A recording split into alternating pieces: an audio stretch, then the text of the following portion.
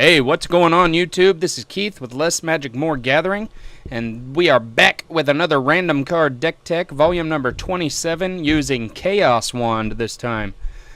We did a poll on Twitter last week, and we had 4 available options, and the wonderful community members on Twitter there selected Chaos Wand as our random card for the week.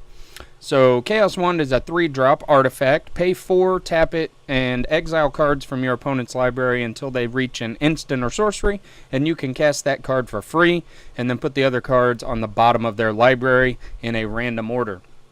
So since I kind of felt like I was being trolled when this came up as the winner for our poll, I kind of went with a deck that's along the same fashion here. We got a lot of creatures that are using our opponent's stuff against them, copying our opponent's creatures, stealing their spells, a lot of stuff like that. So let's take a look, see what we got right now.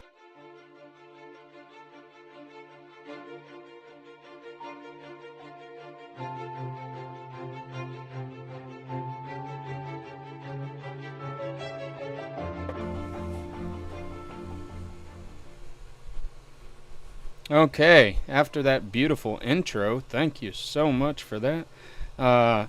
Before I get started on the deck tech here, I wanted to talk about just a few other small Magic channels that I was checking out today, and they could use a boost in subscribers. If you guys haven't found them already, go look it up. I'll have a link in the description. You can go find them, check them out, give them a subscribe, and hopefully they'll keep putting out good content. The first one is Budget MTG. They've got a lot of budget deck techs. They've got lore videos and magic history and things like that. A little bit for everybody. They've got a lot of different stuff on there. So I definitely recommend checking them out. Budget MTG. The next one is Burn Off the Top MTG. He's got a lot of draft videos and other gameplay stuff, so you could check them out if you like watching gameplay, see how things go together, see what kind of options are out there for your drafts that you're doing and what's working well in those. That one was Burn Off the Top MTG. And the last one was MTG Smash. I know we get a lot of views on our product opening videos, and MTG Smash had a lot of booster box openings and pack openings and stuff like that. So if you like watching that kind of thing, go check them out. Click the links in the description, like I said, and you can find them, give them a subscribe, and hopefully help them out. Alright, that's out of the way. Now we're moving on to this Chaos Wand deck. So like I said, Chaos Wand lets you steal your opponent's spells, essentially. You're going to exile cards until you hit one of their instant and sorcery spells. One thing that I definitely learned when I was testing this is you really don't know what kind of spell you're going to get. You may hit a counter spell when you're in the middle of combat, trying to hit a pump spell. You may hit a pump spell when you're at the end of the opponent's turn and you're trying to hit a card draw or something like that. So you've really got to try and figure out what your opponent's playing so that you can use the Chaos Wand effectively, because if you don't use it at the right time, there's a good chance you're going to get something that you can't use anyway. But one thing that is good is that it gets those cards out of their library, so you don't have to worry about them having them anymore. So even if you hit a spell that's not going to benefit you at the time, go ahead and cast it. Even if you get nothing from it, you're still getting it out of their library so that they can't use that against you later. So let's look at the rest of the... We'll start with the creatures here. We've got Direfleet Daredevil. 2-drop, 2/1. When it comes in, you're going to exile an instant or sorcery card from your opponent's graveyard, and you can cast that spell this turn. So you've got to be careful with your mana, because usually... it's not going to be worth it for you to play the Direfleet Daredevil unless they've got a spell that you can target. Sometimes you just need to get a creature out. That's one thing that I did find in this deck. With all the copy type creatures that we've got in here, sometimes you have to cast a Direfleet Daredevil when you really don't want to, but you just need to get a creature out. So Got 3 copies of that, and like I said, you got to watch your mana. It's cost 2 to play, and then you've got to be able to pay for the spell. You don't get to cast this one for free. You have to pay for it. So be careful with your mana when you're using the Direfleet Daredevil. The next one is Gonti, Lord of Luxury. 4-drop, 2/3 with Death Touch. When it enters the battlefield, you look at the top 4 cards of your opponent's library, and you exile one of those cards face down, and you can cast that spell with any color mana you want, for as long as it is exiled. And that even applies after Gonti's gone and dead. So you get that spell exiled, and then you can cast it in any time. So, you may hit a counter spell. You may hit a creature spell. You may hit an enchantment. You never know. That's kind of the beauty of this whole deck, is a lot of it you really don't know what you're going to get until you get playing it and see what happens. So we've got 3 copies of Gonti. We have 3 copies of Mirror Image. You may have Mirror Image enter the battlefield as a copy of any creature you control. And we'll get to it in just a second. We've got one creature here in particular that is usually going to be really fun to play and copy. So we got 3 copies of Mirror Image. It's a 3-drop, comes in as a copy of any creature you control. Protean Raider is another 3-drop. It's a 2/2. But if you've attacked with a creature this turn, you can have it enter the battlefield as a copy of any creature on the battlefield, yours or your opponent's. So that's another, fun spell. You may have to swing with something like your Direfleet Daredevil that might just get blocked and die, but if that means you can have your Protean Raider enter the battlefield as a Galta or whatever else is really good, then, it's probably worth it for you to go ahead and swing with that Direfleet Daredevil, get it killed, have your Protean Raider come in as a copy of something else that's better. 3 copies of that. And then we've got 4 copies of Ravenous Chupacabra. Now, the reason we went with Ravenous Chupacabra here is, as long as we can get a Ravenous Chupacabra on the battlefield, we have enough copy spells, and we've got the Scarab God in here. I'll get to that in a minute. But every copy of Ravenous Chupacabra that we put in, whether it's a Mirror Image, a Protean Raider, a Vizier of Many Faces, all of those are going to trigger, and you're going to be able to destroy a creature whenever one of those enter the battlefield. So Protean Raider, Mirror Image, and Vizier is still a 4. But the other 2 are 3-drops, so you're getting it a little bit cheaper than what you would normally pay for the Ravenous Chupacabra, and every time one of those comes in, you're going to get to destroy one of your opponent's creatures. So this deck kind of excels, really, against creature-based decks.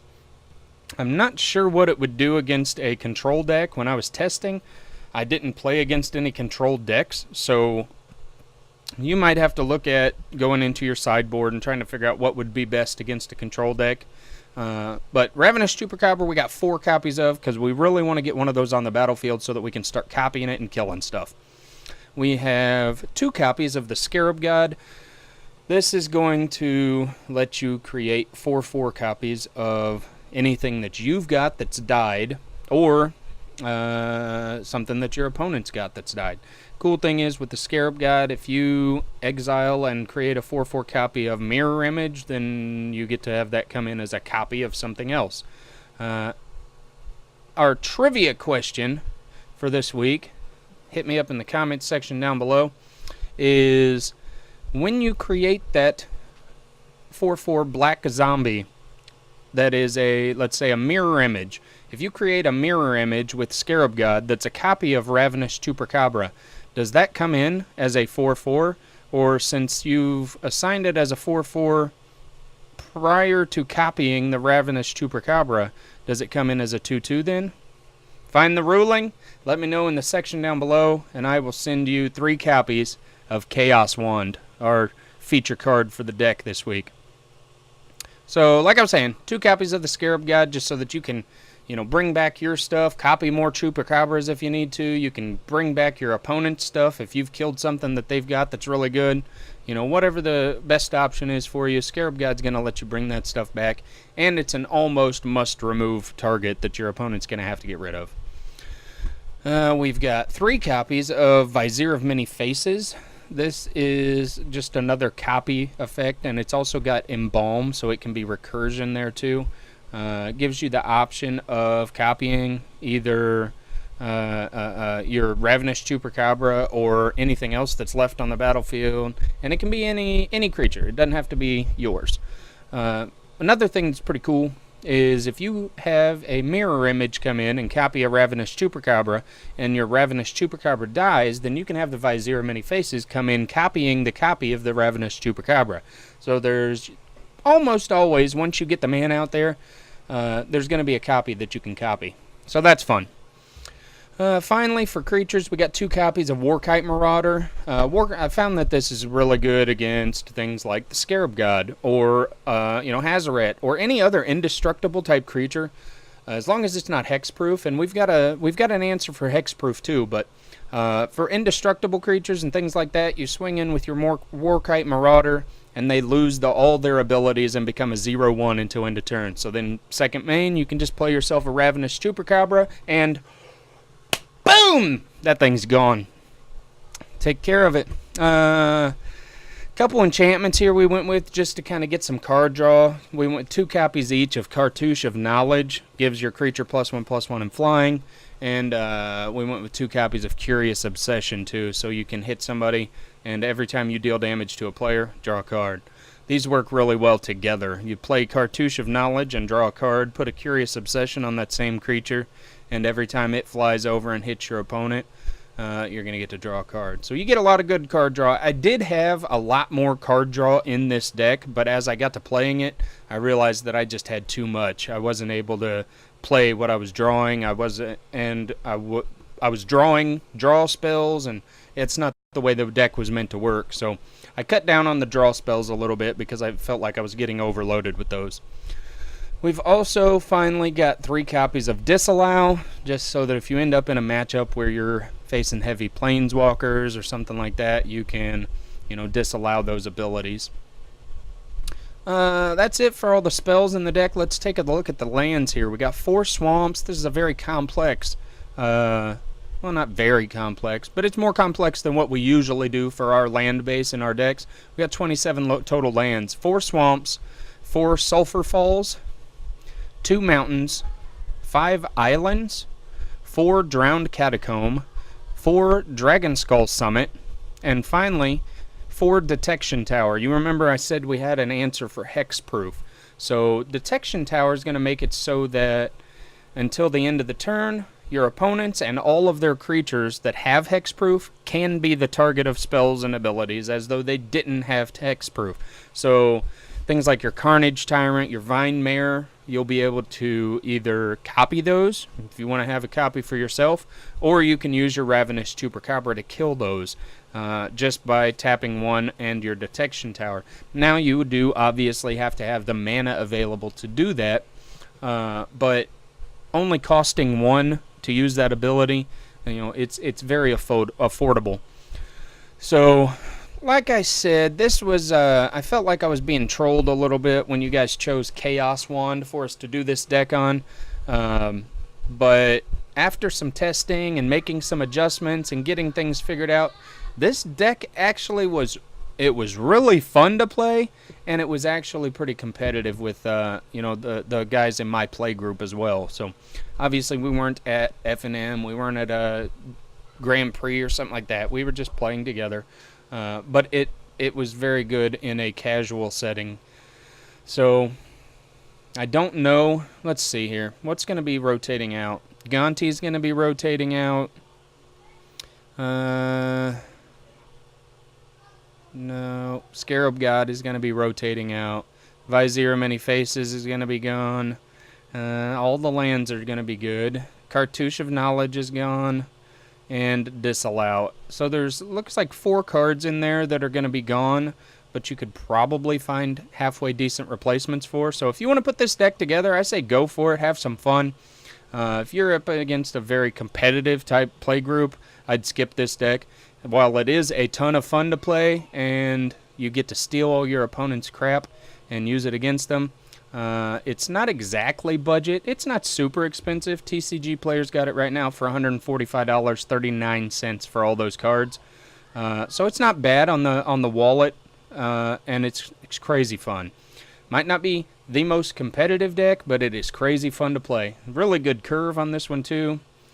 And that's it. That's it for today. So if you were trolling me on Twitter, how dare you? How dare you? But I did have fun building and playing this deck. It worked out well.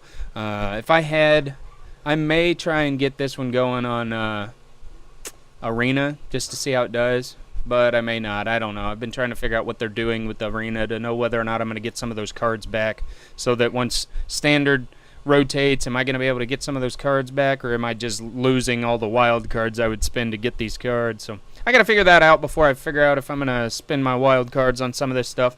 But if you get the chance to play the deck, leave us a comment down below. Let us know what you think. If you don't, you can still feel free to leave comments on what you thought of the deck, what you might change and do differently. Remember, we started out building around Chaos Wand, which was a very strange card to have to start building around, and it's more of a theme deck. The theme is, stealing and using your opponent's stuff against them, than it is a deck necessarily built around Chaos Wand. But you do get to steal a lot of crap. So that's fun. I hope you enjoyed it, and don't forget to check out the 3 YouTube channels that I talked about at the beginning of the video: Budget MTG, Burn Off the Top MTG, and MTG Smash. Again, there's links in the comment section down there, so check those out. We'll see you next time. Thanks for watching. Deuces. Hey, thanks for watching. If you enjoyed this video, come down here and press this thumbs up button. Make sure you subscribe to the channel and hit that bell to turn on notifications so that you'll see when we post new content. If you got anything to say, hit us up down here in the comments section. We always love hearing feedback and comments from people that are watching. Let us know what you think. See you next time.